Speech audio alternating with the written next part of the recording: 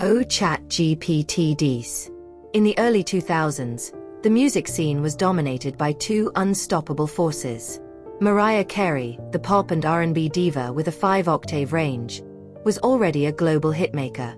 And Eminem, the white rapper from Detroit who turned anger, trauma, and irony into razor-sharp rhymes, was earning respect, awards, and striking fear into anyone bold enough to challenge him. It was during this peak that rumors began to swirl through Hollywood and the music industry. Eminem and Mariah were secretly seeing each other. The speculation spread like wildfire. Tabloids, radio hosts, and fans all wanted to know, had an unlikely couple been born? Eminem, in interviews, claimed flat out that the two had a brief, complicated, and weird relationship. According to him, Mariah was very emotional, and things just didn't work out. He said she called him constantly, and he eventually distanced himself because he couldn't handle the drama. Mariah Carey, on the other hand, denied everything. With elegance and a knowing smile, she said they had only exchanged a few emails, that he was a distant friend, and that nothing romantic had ever happened. In interviews, she responded with grace but made it clear, no romance, not even a single night. This clash of versions created a minefield.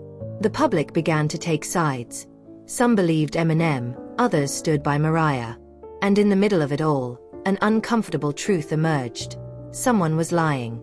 Or at the very least, exaggerating. Behind the scenes in the industry, talk grew louder. Managers, producers, and DJs whispered that Eminem felt exposed, rejected, maybe even humiliated by Mariah's public denial. For a man like Marshall Mathers, whose art was built on narrative control, this felt like a personal challenge. The stage was set. The silence between them was just the calm before the storm. Music, once a tool for expression and success, was about to become a weapon. And the world would be watching, front row, as a fling or non-fling turned into a no-holds-barred public war. After the silent clash between Eminem and Mariah Carey's versions of a possible relationship, one thing became clear. Eminem wasn't going to let it slide. For an artist who turned his trauma into lyrical ammunition, this was just one more, and a very good reason to sharpen his pen. Starting in 2002, Eminem's lyrics began to carry coded messages, but ones clear enough for anyone paying attention.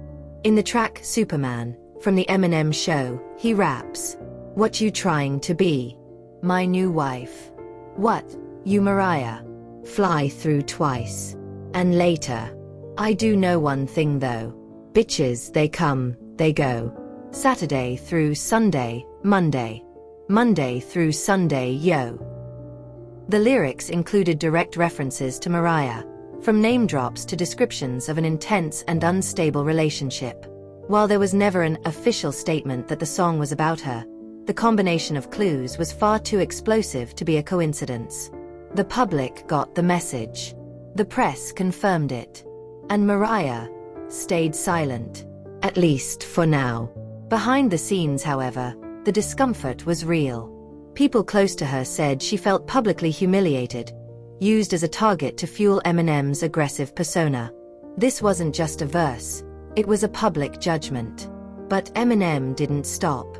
In live performances, interviews, even freestyles, he kept throwing jabs. In one freestyle, he raps, "Only reason I dissed you in the first place is 'cause you denied seeing me. Now I'm pissed face."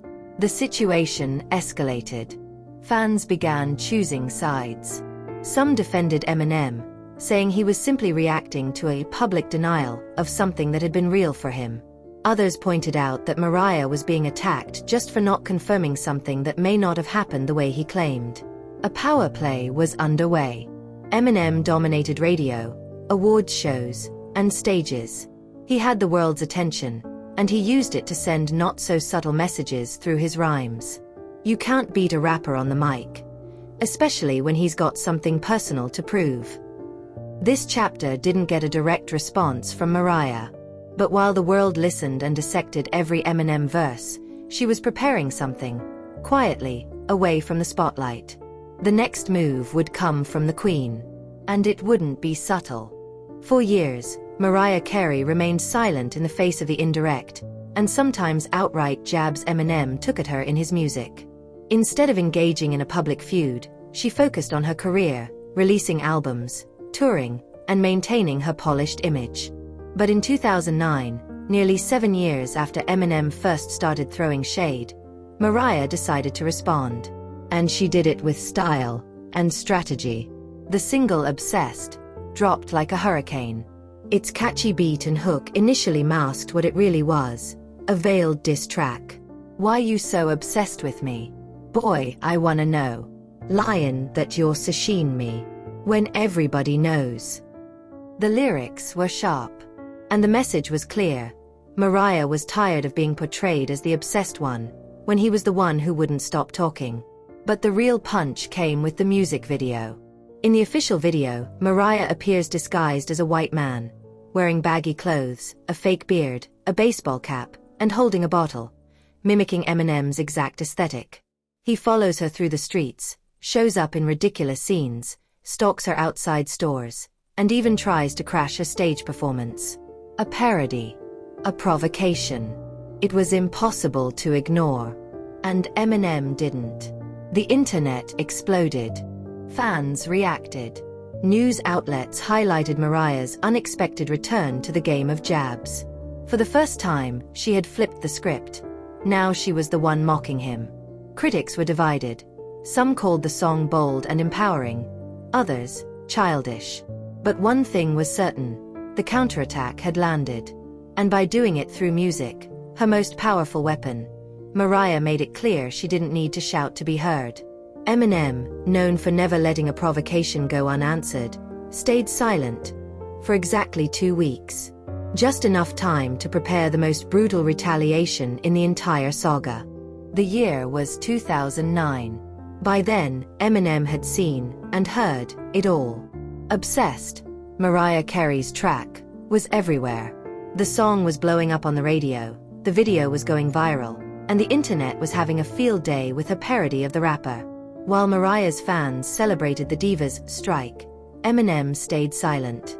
But he was never the type to strike back in a rush. He waits. And when he hits to kill.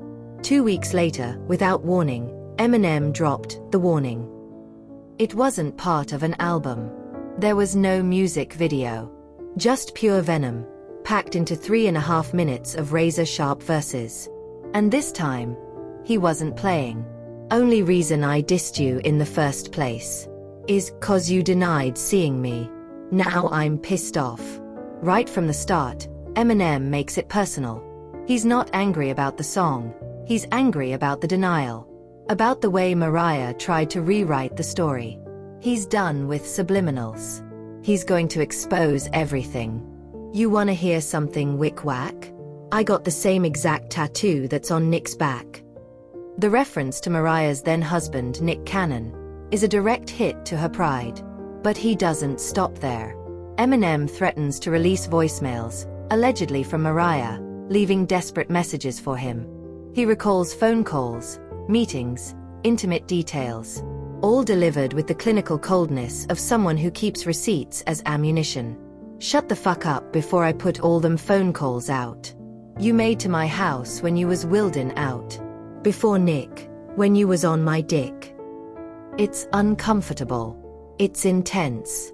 It's calculated. He's not just trying to defend himself. He's out to destroy the version of events Mariah sold to the public. And for a moment, he succeeds. The media trembles. Tabloids run headlines like, Eminem exposes Mariah. Most brutal diss of the decade. Rapper threatens to drop bombshell evidence. Nick Cannon tries to respond publicly, but without impact. He doesn't have the reach, the lyricism, or the cold precision of his opponent. Eminem ignores Nick entirely. This fight wasn't with the husband. It was with her. Mariah Carey, for her part, never replies. Not once. And when the other side stops singing, you know the war is over. Her silence after the warning wasn't just absence, it was an implicit surrender. Even with all the glamour, the massive fanbase, and her legendary voice, she chose not to step onto the battlefield where Eminem reigns supreme, lyrical combat.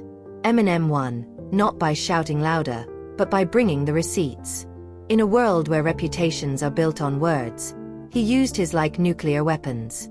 After the release of The Warning, the world was left on edge. It was such a direct, personal blow that this was no longer just simple artist-to-artist provocation. It was a relentless public exposure of real wounds, hidden stories, and truths dropped like bombs. Mariah Carey, the acclaimed diva, the voice that captivated generations, the woman synonymous with class, power, and control, chose to remain silent. There was no musical response, no media statements. Her silence spoke louder than any comeback. For many, this absence of reaction was a tacit admission. Facing Eminem on the battlefield of rhymes was a fight she couldn't, and perhaps shouldn't, take on. But the silence was also a strategy. Mariah knew that responding might prolong the conflict, draw more attention to what Eminem was exposing, and maybe even resurrect memories and rumors she preferred to bury. So she chose to protect her public image and privacy, preserving her aura as an untouchable star. For Eminem, The Warning was much more than a diss track. It was a moment of assertion. Not just about the relationship he insisted existed, but about his ability to turn pain and rejection into raw, cutting, and impactful art. The rapper showed the world he wouldn't be rewritten, ignored, or denied. He stood there, strong, vulnerable, and fierce, delivering proof, real or not, and challenging any attempt to erase him from the story. The intensity of the track, the threatening tone, and the near-cruel exposure of personal life pushed the battle beyond a simple musical dispute. It became a game of power, ego, and narrative control. From that point on, the story between Eminem and Mariah changed forever. They never publicly touched on the subject again. Eminem went on with his career, releasing albums that defined generations, maintaining his reputation as one of the greatest rappers alive, with the skill to attack, defend, and reinvent himself. Mariah Carey, meanwhile, continued to build her empire. Hits like Touch My Body and We Belong Together cemented her place in the pantheon of the greatest pop and R&B singers. She was, and remains, an icon. But that episode marked a no-go zone, a battlefield few dared to enter. For fans and pop culture alike, the feud became legend. On social media, in podcasts, and fan debates, people still talk about who won the war. And most often, the answer is unanimous. Eminem won the lyrical battle. As much as Mariah had the talent, the voice, and the charisma, Eminem showed that in a clash of rhymes and words, the microphone is a powerful weapon, and he knew how to wield it best. Final reflection. But more than a simple feud, this story is a portrait of human fragility behind the spotlight. Two famous people, with their pride, their pain, and their different versions of the same story. A fight that went beyond the personal and turned into a public spectacle, and in the end, became part of both their legacies. Eminem walked away with his head held high, the king of diss tracks, the master of sharp words.